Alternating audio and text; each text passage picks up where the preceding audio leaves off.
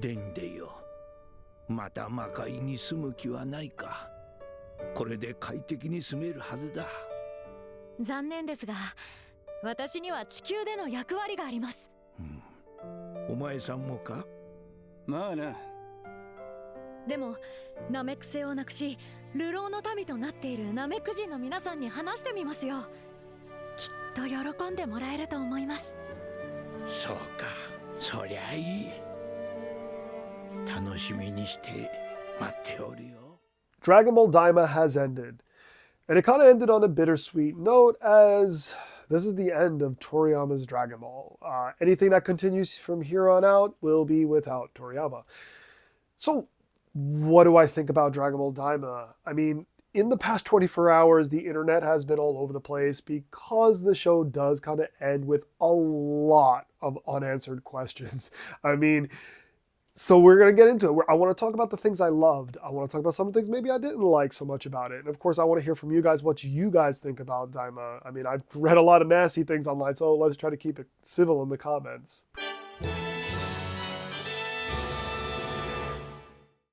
So first and foremost, Daima basically delivered exactly what I wanted. I wanted to see an adventure, especially an off-world adventure, somewhere new. One thing that Dragon Ball Super did that teased us, at least for me, was when we learned of all the other universes. And then of course we had the moment where Vegeta, said he wanted to go meet the king of Kabe's, Saiyans. And I was like, oh, I would love to see that story arc someday. We never do get to see that story arc.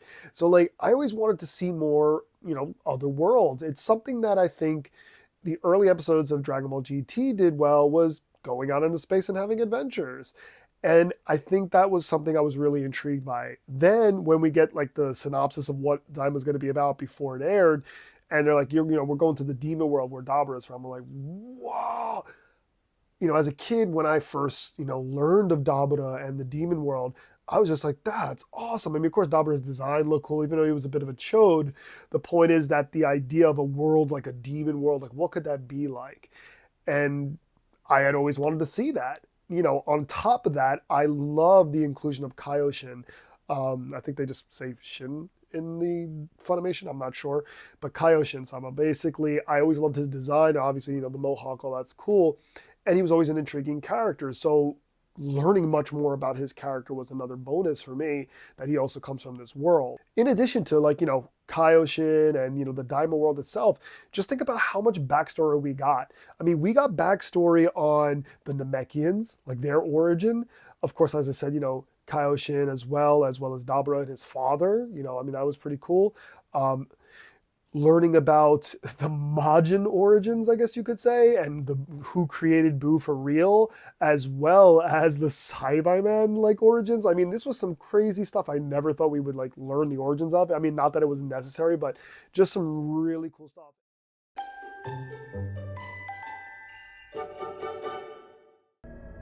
若返らせる。そうだ。つまり奴らの仲間を全員ガキにして無力化してしまうんだ。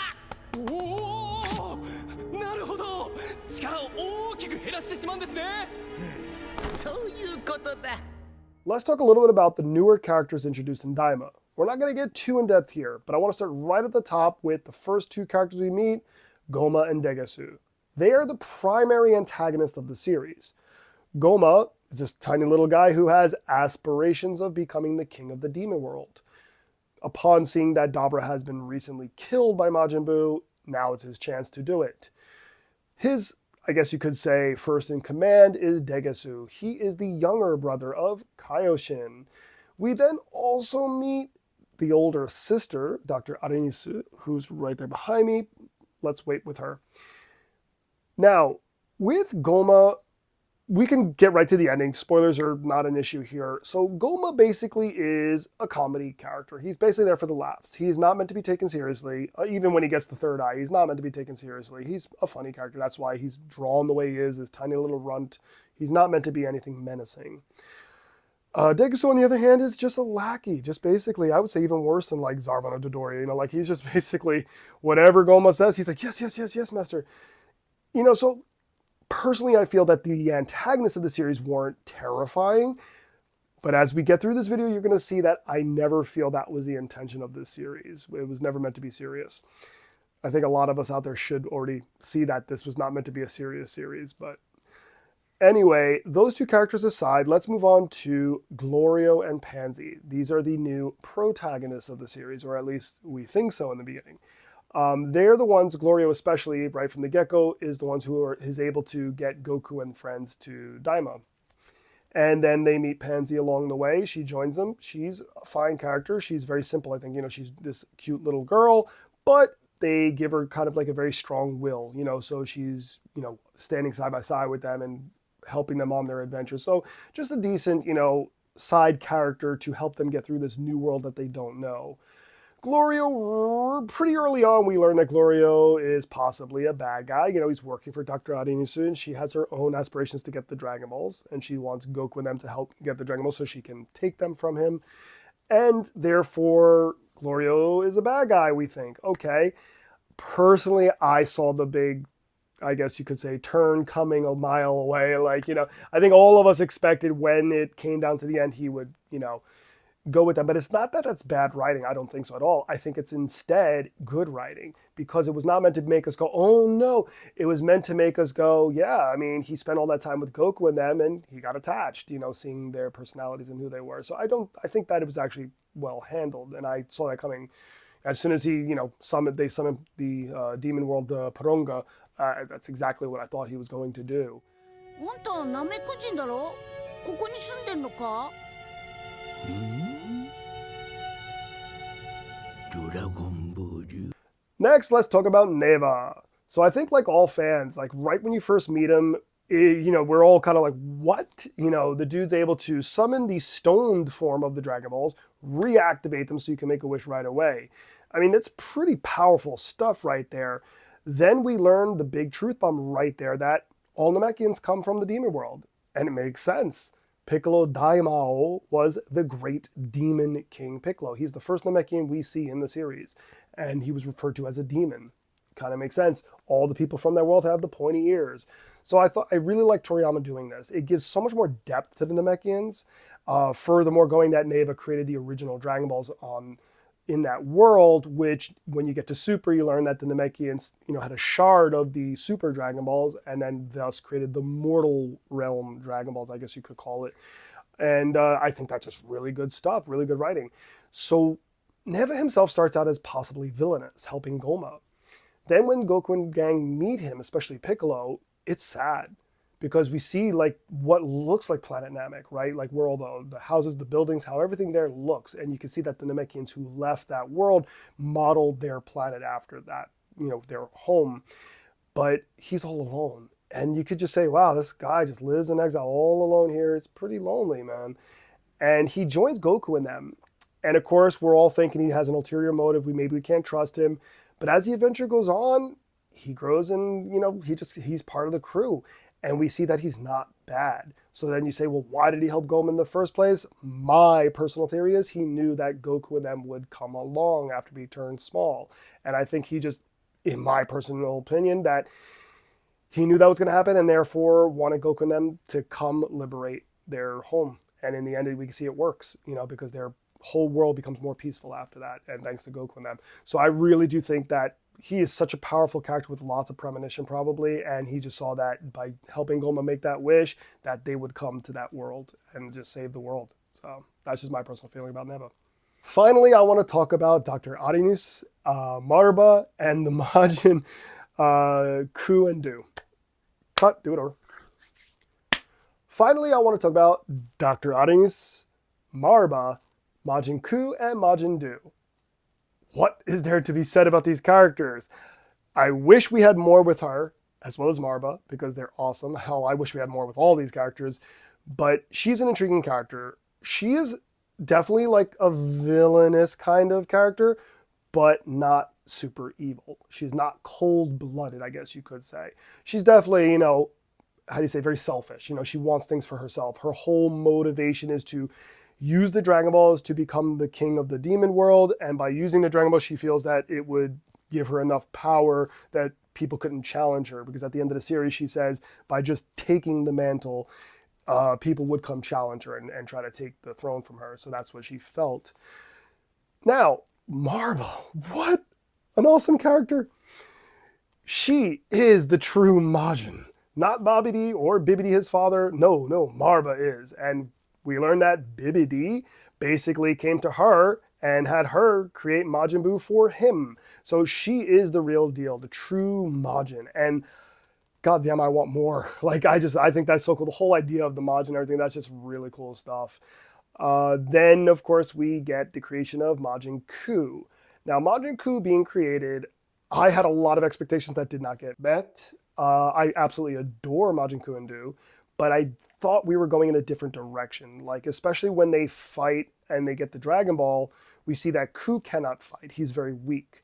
Majin Do is extremely powerful. However, when they have to do their kind of challenge, like, I guess, brain teaser at the end there, the question that's asked of them, we see that Ku is a genius. So I immediately in my brain was like thinking of, well, Majin Buu kept fusing with himself and all the versions of himself until he got like, his pure form, his original form. But I'm like, what if these two Majin went together? They would have both brains and bronze. That's where I thought this was going. I thought they were going to create the ultimate Majin that they were going to have to fight, but it did not go that route. I guess kudos to them. They, instead of just doing a new Majin Buu for them to fight, no, they were just kind of there and, more like cute characters, if anything else, and not even that evil. So it is quite interesting. I think that they're all really interesting characters. And again, one of the gripes I have about Daima, and I guess it's really not a bad gripe, is I want more. I wanted more of this world. I wanted more of all these characters I just talked about. I just think that a lot of these characters are really cool, and I think we didn't have enough time with them, especially Majin Ku and Do, as they didn't show up towards the end, and I just wish we had more time to spend with them.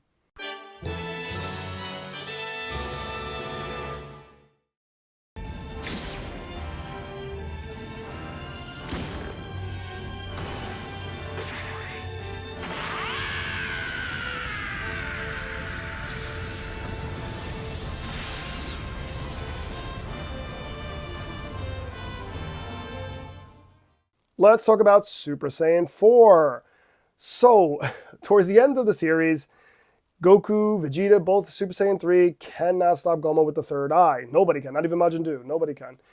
And Neva comes along and basically does something to Goku where he pulls out a latent ability, something deep within Goku, and it is Super Saiyan 4. I think a lot of fans had the same reaction. Oh my god, and then, huh? Because there's a lot of things that just don't add up if that happens. To be honest with you guys, don't hate me for this. I don't like Dragon Ball GT. Never have. So I wasn't as excited when I saw Super Saiyan 4. I'm just like, oh, okay, Super Saiyan 4 is canon now, I guess. Okay, cool. Nothing, it's cool, whatever. But of course, the first thing that went through my head was, huh? Why doesn't he use it in Super then? And we're going to get to it. Don't worry. Let's relax. Let's talk about Super Saiyan 4 itself first. Now, about the design of Super Saiyan 4. It looks slightly different than in GT. So some people are like, this new version. But in case you didn't know, Katsuyoshi Nakatsuru, who created Super Saiyan 4 in Dragon Ball GT, he designed it, created it, Toriyama had nothing to do with Super Saiyan 4. He came back to Daima to redesign Super Saiyan 4. So, it's still the same guy. He's a legendary animator, by the way, who's been working on these things since, Dr. Slump. He worked on Dragon Ball Z, all the movies in Dragon Ball Z. He's a legendary animator. And he came back to design the new version of Super Saiyan 4. Now, there are things I love about it. I love the more ape-like features, the bigger, forearms and hands and stuff like that. I think it's pretty cool. Some people are like, I don't like the red hair though, the black hair look cooler. Yeah, fair point, it does. But think about this. When we get to the next segment in this video, we'll talk about the things that don't make sense in the series, but don't worry about it. What does make sense to me is the color. The red hair, in my opinion, is possibly their way of saying this is before Super Saiyan God. So you get that red hair like Super Saiyan God. I just feel that that's why they changed the hair coloring. So you get it, which looks more like Super Saiyan 4 Gogeta, the red hair. But the point is that that's my personal feeling is you get in this reddish color hair. And then of course the next thing will be God, like that. That's possibly, this is just me talking. I don't know. Now, I'm going to do something that I'm probably never going to do again on this channel, which is praise Dragon Ball GT. I think GT did a better Super Saiyan 4 origin than Daima. In Dragon Ball GT, Goku goes Golden Ozaru. And of course, he's out of control, like a maniac, almost similar to like the Vegeta gives the story and when they're on Namek about the original Super Saiyan, who destroyed basically their world because Golden Ozaru was out of control.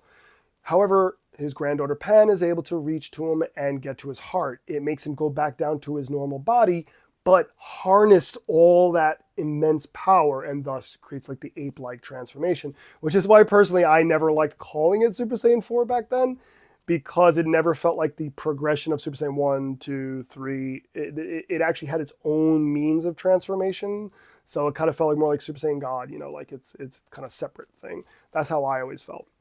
But from what Daima does is it's just the next evolutionary step. And therefore you could look at it in an interesting way. When Goku goes Super Saiyan 3 for the first time, in at least in the animation, there's all these like things happening like in the animation. You could probably watch it right here. And then at one point it shows Goku like almost going back into like an infant form and ape form with the tail, as if going Super Saiyan 3, and of course gets the brow ridges here, is almost pulling out more of a primal, ape-like origin, to become Super Saiyan 3. So you could now say, well, then Super Saiyan 4 is the further step where now, it's even more primal, even more ape-like. So I do think it does work. And yeah, so it does kind of work. But as I said, I think GT was more epic. I guess that's the best way I kind of say, because it was a very emotional scene. I even think it's a pretty decent scene, so where she's able to reach through him and Goku, goes through the transformation. It's just a really more memorable scene, whereas here it just never comes out, goes like it just comes out of nowhere. And I kind of feel that it was fan servicey and just anticlimactic. So, oh no, we can't do anything. What are we going to do? Well, here we go. Here's a power up quick. And now Goku's way too strong. It's like, all right, sure.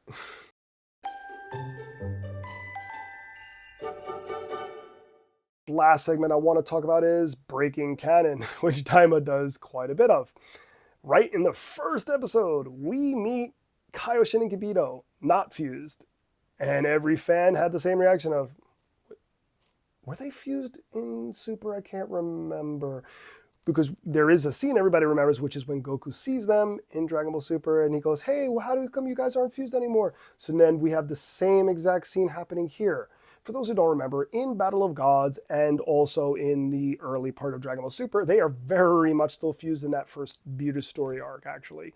After that, we see them at the Universe 6 versus 7, and they are no longer fused. Goku has the conversation with them. They say they use the new Namek Dragon Balls to unfuse themselves. In Daima, we have the same interaction. Goku sees them and goes, oh my god, you guys aren't fused anymore. And they say, yeah, we got ourselves absorbed by Majin Buu like you and Vegeta did when you were Vegito. And it broke the fusion. Everybody went, huh? This immediately, right from episode 1, made fans wonder, is Daima canon? Because basically that feels like it's its own universe. And then, Super is its own universe. And now everybody's really confused. What I personally feel is Toriyama wanted us to visit this world, and Kaioshin was a part of this world. That's his own origin, etc. Toriyama basically was like, well, I want Kaioshin to be in this story. And then probably all the editors and stuff like that be like, but he's still fused with Kibito. And he's like, well, I don't care. It's my story. And, decided not to just undo or retcon, whatever you want to say. Toriyama is the type of person, a lot of people, one of the big criticisms of Dragon Ball that bothers me is, Dragon Ball sometimes has plot holes, things like that. Before you become a fan of Dragon Ball, you need to learn one thing. This is not serious, okay? You are not watching some epic thing that's like meant to be taken very seriously, or like a masterpiece in, master class in writing, I guess you could say. I like Dragon Ball a lot. But I'm also able to understand that this is meant to be just fun. And therefore we shouldn't take it too seriously. Toriyama honestly probably didn't give a shit. And he probably just said, I want Kaioshin in the story. We're breaking that fusion. And all his editors are probably like, okay, boss. I have a feeling that's exactly what happened. And therefore he's like, I don't give a shit what we said in Dragon Ball Super. Kaioshin's in this story. There we go. And I think that's what happened. So Kaioshin, that's all we're going to say about him. Continuing along, we're going to go right into Super Saiyan 3 Vegeta. I think this is the smallest of all the, continuity errors or whatever, because it doesn't matter. Everybody's like, well, why didn't he go Super Saiyan 3 against Beerus? What would have it mattered? Goku went Super Saiyan 3 against Beerus and got his ass kicked. So honestly, you can basically in your head canon say that he says Ore no Bulma and he gets angry, he goes Super Saiyan 3, just fill that into your head there, and still loses when he fights Beerus. He'll get a hit in or whatever, and then Beerus just easily beats him. That's exactly what would have happened. So Vegeta going Super Saiyan 3, I loved. I did not have any gripes with that. It doesn't really bother my canon. It doesn't affect it at all. So yeah, so Vegeta can go Super Saiyan 3, cool beans. I thought it was cool, it looked cool. We have seen Vegeta go Super Saiyan 3 in Dragon Ball Heroes, which is obviously not canon. So, it's not our first time seeing him go Super Saiyan 3, but so, Dragon Ball Heroes is just a game, and nobody expected into the actual story for this to happen. So I think it was really cool, and it was deserving of the character, which is another reason why Super Saiyan 4 bugged me a bit in this, is because I liked putting Vegeta back on Goku, Goku's level, I guess you could say. So when you get to like Battle of Gods, you could say, wow, that means Vegeta and Goku are about the same level at that point. I really like that, a lot, to be honest. And now you do the whole Super Saiyan 4 thing, and it just kind of throws a wrench in that whole thing. So let's talk about Super Saiyan 4.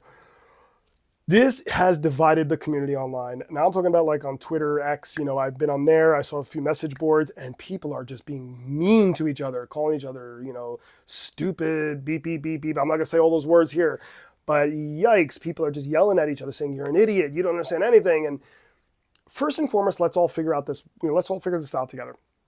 Toriyama's gone. It hurts. It breaks my heart he's gone. Therefore, we have no answers as to all these little plot holes and things like that. We don't have any answers to these. So before you go online and say you know all the answers, you don't. Even me. I'm making a video about what I think about these things, but it's what I think.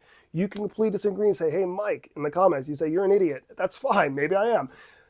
We can all fill in our own headcanons with this. And that is what we're going to have to do until Toyotaro or somebody comes along and says, here's how we're going to kind of fix all these little pieces. That's very doable, to be honest.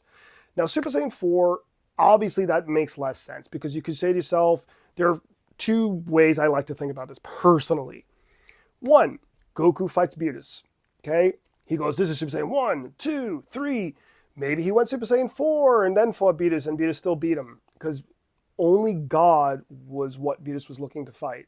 Super Saiyan 1, 2, 3, 4, 5, 6, 7, 8, 9, he doesn't care about that. Only God apparently would be able to match another God, according to, at least the movie and the early episodes of the story. So therefore, that's one way to look at it, is maybe Goku could have went Super Saiyan 4, it just didn't matter. Maybe he did go Super Saiyan 4, but just, reanimate it in your own head that he goes Super Saiyan 4 and still loses, basically. That's one way to look at it. Two, this is what I think. This is my personal headcanon. Neva helps unlock what Goku had been training to do, because Goku at the end admits to Vegeta he had been training very hard but couldn't figure out how to do it. Meaning that while he was training after fighting Buu, Goku, like with Super Saiyan 3, found something deep inside of him and goes, what is that? But couldn't get it out. It was like stuck in there, like there was something he found in him that he just couldn't get out. Neva pulled it out of him.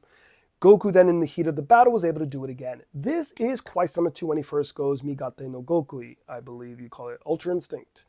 And basically when he first does it, he does it a few times throughout the final arc of Super. And then after he and Vegeta had their little bout, their little sparring match, and he says, why don't you go, Ultra Instinct again? And even in the Broly movie, and Goku says basically, I haven't been able to do it again since then. I really believe you can easily fill that in. So anyone out there saying it makes no sense now, Dragon Ball Super, I disagree. I would easily just say that you get to the beginning story there, Goku still hasn't, it's not that far off from Daima, to be honest, Super. So you could just say Goku hasn't figured out how to do it freely at any time yet to go Super Saiyan 4. That's one way to look at it. And then, when they go Super Saiyan God, Super Saiyan Blue, and then Migate no Gokui, it's just, maybe, Super Saiyan 4 just wasn't a thing yet. And then you could actually even say to yourself, well, if there's ever a kind of canon-ish version of GT, I guess you could say, maybe then Super Saiyan 4 could make a comeback. But the point is Super Saiyan 4 does break canon. I'm not saying it doesn't, but at the same time, it can be overlooked. And especially as I mentioned earlier in this video, the red coloring of the hair signifies that it's possibly the missing link between Super Saiyan and Super Saiyan God. And I really do believe that, actually. I do think that was the animators purposely coloring the hair that way to connect it the best they could. Most likely because Toriyama basically said, let's just throw Super Saiyan 4 in there as fan service. And they were like, what? That doesn't make sense then in Super. And I think that's a good way to kind of show a connection, because I have read some people online that did figure that out themselves and be like, well, there's kind of a connection there maybe. And I think that's what they were hoping we would do as fans, is that we would see this and be like, we see the coloring and maybe we realize there's a connection there.